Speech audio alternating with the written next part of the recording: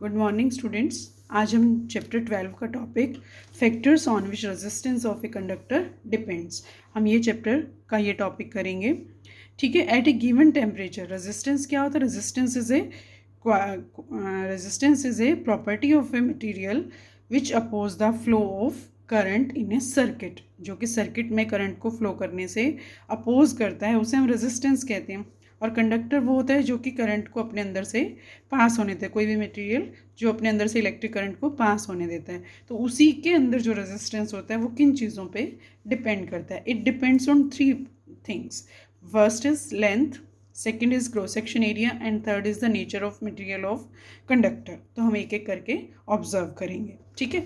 तो हम इसमें ये वाली एक्टिविटी देखेंगे कि हमने ये एक एक्टिविटी ली है। ये हमने एक इलेक्ट्रिक सर्किट बनाया है जिसमें हमने यहाँ पे अमीटर लगाया है। अमीटर जो है रीडिंग नोट करता है करंट की, कितना करंट फ्लो कर रहा है। ये हमारा बैटरी सेल है, सोर्स ऑफ करंट है।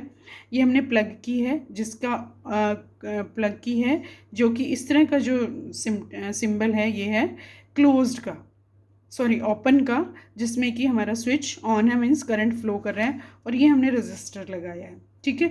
रजिस्टर में हमने फर्स्ट नंबर पे जो हमने लगाया है वो नॉर्मल वाला लगाया है। ठीक है, बिल्कुल नॉर्मल जो होता है।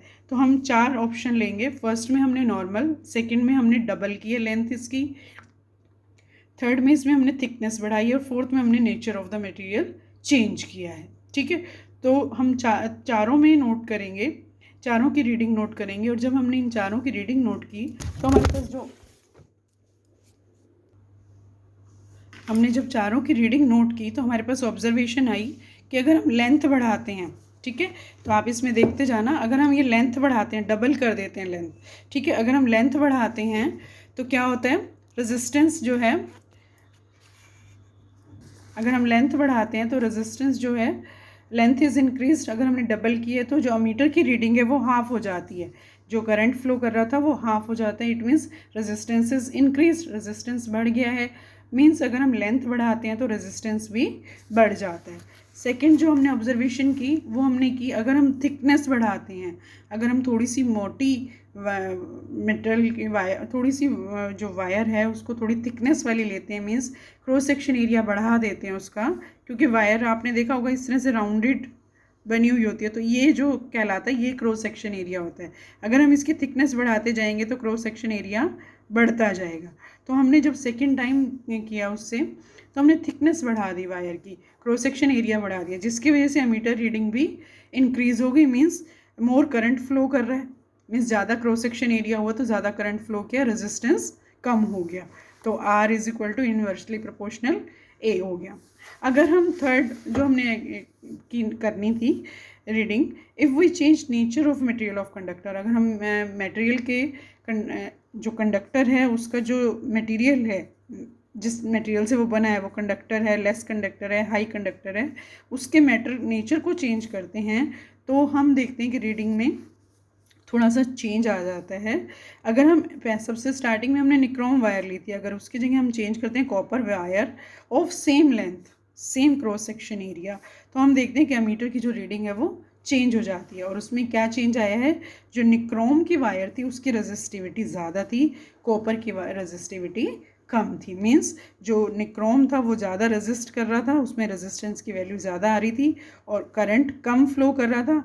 जब हमने कॉपर की वायर लगाई तो करंट ज़्यादा फ्लो कर रहा है, रेजिस्टिविटी कम है।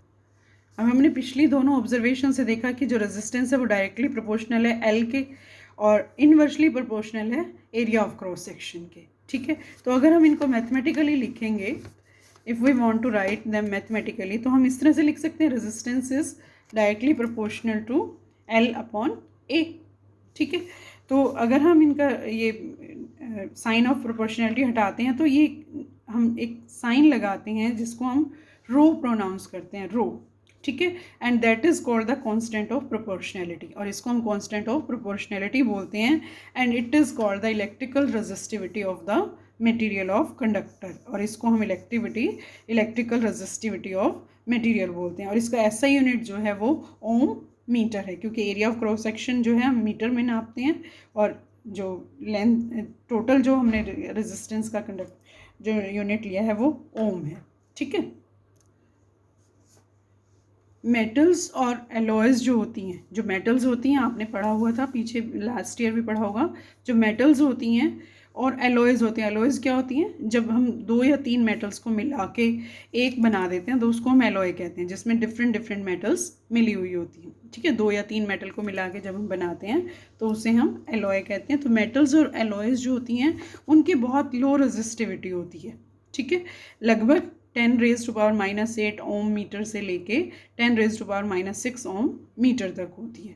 So they are very good conductors, उनकी काफ़ी कम होती है, इसीलिए वो गुड कंडक्टर्स ऑफ इलेक्ट्रिसिटी हैं। ठीक है, इसके कंपैरिजन में जो हम इंसुलेटर्स की कैटेगरी में रखते हैं, जैसे ग्लास है, रबड़ है, उनकी रेजिस्टिविटी बहुत ज़्यादा होती है, बहुत ज़्यादा होती है, लगभग इस रेंज में होती है, 10⁻12 to 10⁻17 Om metre.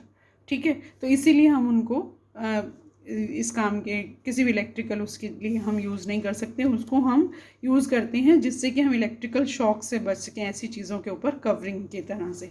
Both resistant and resistivity of material very with temperature. जो रेजिस्टेंस है प्रॉपर्टी है और जो रेजिस्टिविटी है जो अभी हमने पढ़ी, दोनों की दोनों जो हैं टेम्परेचर के साथ साथ चेंज होती हैं। ठीक है, रेजिस्टिविटी ऑफ एलॉय जो है, एलॉय जो अभी मैंने आपको बताया, उसकी जो रेजिस्टिविटी है वो उनसे ज़्यादा होती है जिन जिन मेटल से वो मिलकर बनी है। जैसे निकल और क्रोम से मिलकर निक्रोम बनी है। ठीक है, तो निकल और क्रोम की जो रेजिस्टिविटी है वो कम होगी, जबकि निक्रोम की रेजिस्टिविटी ज़्यादा होगी। ठीक है, समझ में आ गया। एलॉयज़ जो हैं, क्यों ऐसा होता है, alloys do not oxidise burn radically at high temperature, और इसकी वजह से जो एलॉयज़ हैं वो जल्दी से ऑक्सीडाइज नहीं होती, बहुत जल्दी जलती नहीं है। जब उनको हम हाई टेम्परेचर पे अगर किसी वक्त हाई टेम्परेचर हो जाता है तो वो जलती नहीं है, और इसीलिए हम उनको कुछ इलेक्ट्रिकल डिवाइसेस हैं, जैसे कि आयरन, इलेक्ट्रिकल आयरन जो होती है हमारे घर में, और जो टोस्टर होता है जिसमें हम टोस्ट बनाते हैं, उसके अंदर ये इलेक्ट्रिकल हीटिंग डिवाइसेस में एलॉयज़ को यूज़ किया जाता है। जो टंगस्टन है, टंगस्टन भी किसी तरह से है, टंगस्टन को हम फिलामेंट ऑफ इलेक्ट्रिक बल्ब्स बनाने के काम करती हैं। आपने देखा होगा हम बल्ब को हम कितनी देर तक ऑन करके रखते हैं, चलता रहता है वो, उसका फिलामेंट बहुत जल्दी से बर्न नहीं होता क्योंकि उसकी जो रेजिस्टिविटी है वो काफ़ी हाई है। कॉपर एंड एल्यूमिनियम को हम इलेक्ट्रिकल ट्रांसमिशन लाइंस, वायर्स बनाने के लिए यूज़ करते हैं, उन वायर्स में लगाया जाता है। ठीक है बच्चों, दैट्स ऑल। इससे रिलेटेड न्यूमेरिकल्स मैं आपको कल करवाऊँगी।